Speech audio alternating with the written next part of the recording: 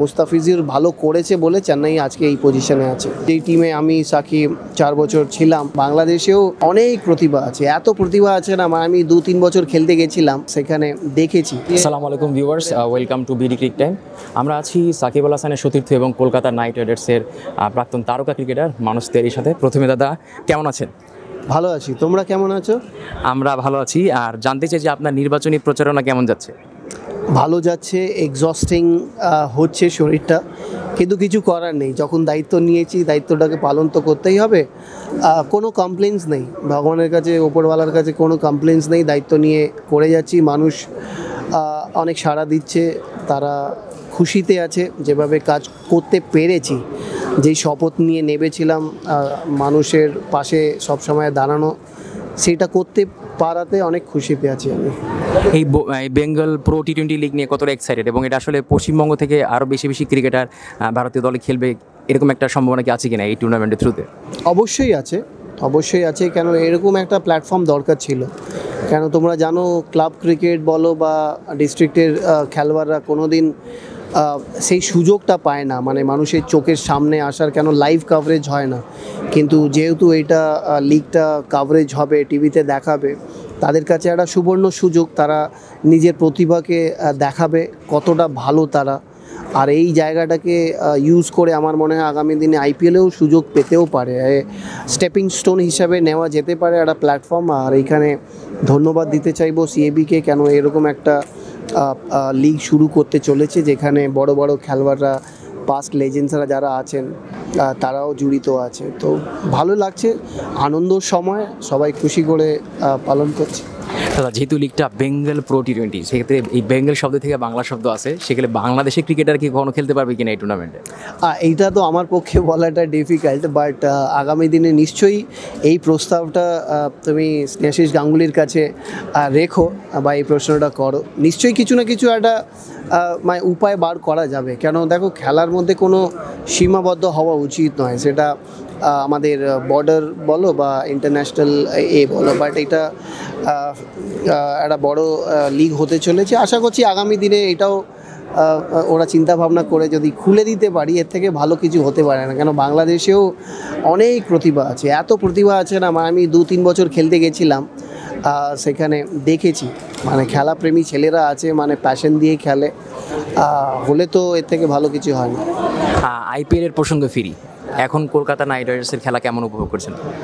ভালোই খেলছে। আর এইভাবে যদি খেলতে থাকে, কেন দলের একটা কম্বিনেশন অনেক ভালো হয়েছে, একটা স্ট্রং হয়েছে। আর সবচেয়ে বড় মাস্টার স্ট্রোক হয়েছে সুনীল নারায়ণকে ওপেনিং স্লটে পাঠিয়ে ওর ওপরে পারসিস্ট করে রেখেছে। আর কেন যেভাবে ও রান করে দিচ্ছে কম বলে, এটা একটা ভালো শুরু দিয়ে দিচ্ছে দলকে, সেখান থেকে বাকিরা ক্যাপিটালাইজ করছে। তো এর থেকে ভালো কিছু হতে পারে না।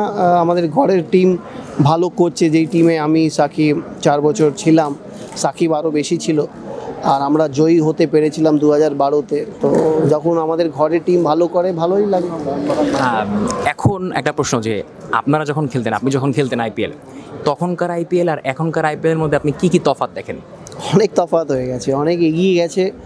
এখন ইয়াং ছেলেদের মানসিকতা যদি দেখো, তারা 130, 125 স্ট্রাইক রেটে খেলতে চায় না। তারা বুঝে গেছে কি তাদেরকে 150-র ওপরে স্ট্রাইক রেটেই খেলতে হবে, মানে আর বোলিং করলে একটু ডিফারেন্ট হতে হবে, আনঅর্থোডক্স হতে হবে। তো তারা ভালো করে বোঝে। আর আগামী দিনে তুমি দেখবে এখন একটা টেমপ্লেট সেট করে দিয়েছে সানরাইজার্সের 2টো ওপেনার, যে 200-র ওপরে যদি স্ট্রাইক রেট না হয় ওপেনার্সদের, তাহলে টিমে জায়গা হবে না। তো এটা আগামী দিনেও তুমি দেখবে। এখন তো পারফরমেন্স আমরা দেখে প্লেয়ারদেরকে বাঁচা হয়, ট্যালেন্ট দেখে, কিন্তু আগামী দিনে তুমি এটাও দেখবে কি যারা 200-র ওপরে স্ট্রাইক রেট দিয়ে খেলে, ঘরোয়া খেলাগুলো, তারাই কিন্তু আগামী দিনে আইপিএল টিমে সুযোগ পাবে।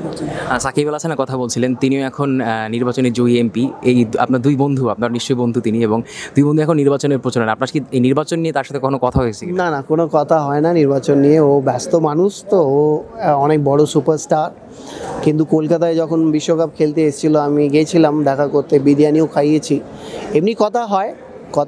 আর আমি আর ও, মানে আমরা কোয়াইট ছেলে, মানে আমরা মানে জোর করে মানে কেমন আছিস না আছিস ওইগুলো ওই টাইপের নয়, মানে ঢুকে যাওয়ার মানে মতন ছেলে নয়। যখন আমরা নিজের নিজের স্পেসে থাকি এমনি বন্ধুত্ব হয়, যখন মনে হয় কথা বলার তখন কথা বলি, বাট ভালো ছেলেও, মানে অনেক সময় কন্ট্রোভার্সির মধ্যে চলে আসে, কিন্তু তুমি এটা মাথায় রাখবে যারা ভালো ছেলে হয় না, মন থেকে ভালো হয় না, তারা সব সময় কিন্তু খুলে বলে কথাগুলো, আর খুলে বললে আজকের দিনে ওটা কন্ট্রোভার্সিতে জুড়ে যায়। তো কিন্তু ছেলে ভালো, আমার সঙ্গে ভালো একটা সময় গেছে, আর আমি সবসময় ওর ভালো চাইবো আর ভালো করবে, ছেলে ভালো। সাকিব আল হাসান সম্পর্কে একটা তথ্য বা একটা ইনসিডেন্ট যেটা আসলে কেউ জানে না, এমন একটা তথ্য আপনি আমাদের সাথে শেয়ার করবেন। সেইগুলো আমি বলতে পারবো না, মানে এইগুলো একটা ভেরি পার্সোনাল থিং, তো সবই তোমরা জানো। মানে সাকিব কিছু মানে ভেতরে রেখে মানে এরকম নয় কি অন্য কিছু মানুষকে দেখায়, যা ভেতরে আছে সেটাই বাইরে আছে। এবার যদিও তার বিভিন্ন কারণে খেলা হয়নি, তবে এবার মুস্তাফিজুর রহমান খেলেছেন এবং প্রথম থেকে দুর্দান্ত খেলে তিনি শেষ করেছেন এবং বাংলাদেশে চলে এসেছেন। তো মুস্তাফিজুর রহমানের এই চেন্নাই খেলার এক্সপিরিয়েন্সটা আপনার নেই, আপনি জিনিসটাকে কীভাবে ডিসক্রাইব করবেন? হ্যাঁ, দুর্দান্ত পারফরমেন্স করেছে, মানে ও যদি পারফরমেন্স এত ভালো না করতো তাহলে চেন্নাই কিন্তু এই পজিশনে থাকতো না।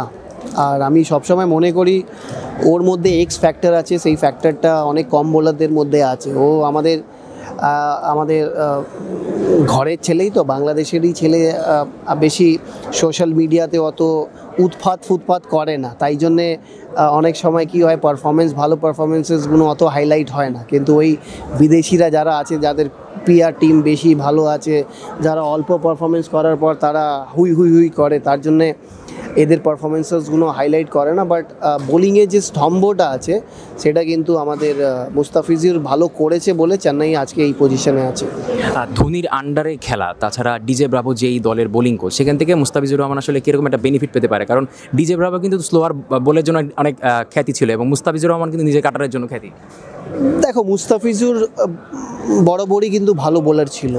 চেন্নাই টিমে গেলে কি বলো, একটা এনভায়রনমেন্ট ভালো থাকে, সেখানে বেশি কেউ কানে এসে বেশি জ্ঞান দেয় না, সিম্পল রাখার চেষ্টা করে। সেই সিম্পল জিনিসগুলো আজকের দিনে প্লেয়ারদেরকে যদি বলা হয় না, তারা ওইটাই শোনে। কেন 14 জন 14 রকমের কথা বলবে, 14 জনের শুনে যদি চলে কেউ, তাই তখনই পারফরমেন্সটা এদিক ওইদিক হয়। আর ডিজে ব্রাভোর কথা যেটা বলছো, দেখো ও তো এমনি হীরা ছিল, হীরাটাকে যত পলিশ করবে তত ভালো করে শাইন করবে, আর ডিজে ব্রাভো শাইন করাচ্ছে আর কি ভালো। বাংলাদেশের এবার টি-20 বিশ্বকাপের সম্ভাবনা আপনি কি দেখছেন?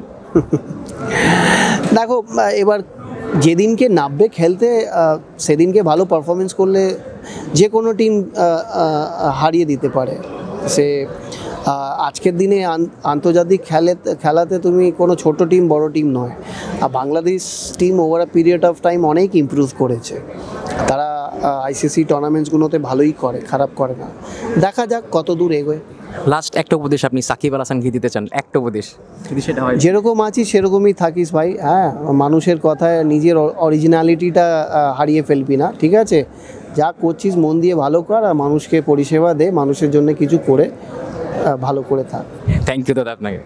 দর্শক, আমরা আসলে কথা বললাম মানস তেওয়ারির সঙ্গে। আসলে সেই ভিনটেজ কলকাতা নাইট রাইডার্স বলতে কিন্তু আমরা যে বাঙালি দুজন নাম মাথায় আসে, একজন মানস তেওয়ারি আর একজন সাকিব আল হাসান, এবং একই সাথে খেলার জন্য তারা কিন্তু বন্ধু ছিলেন। সেই মানস তেওয়ারি এখন নির্বাচনের জন্য লড়ছেন, এবং সাকিব আল হাসান মুস্তাফিজুর রহমান সম্পর্কে তিনি নানা কথা বললেন এবং বাংলাদেশ ক্রিকেট নিয়ে তিনি কথা বললেন।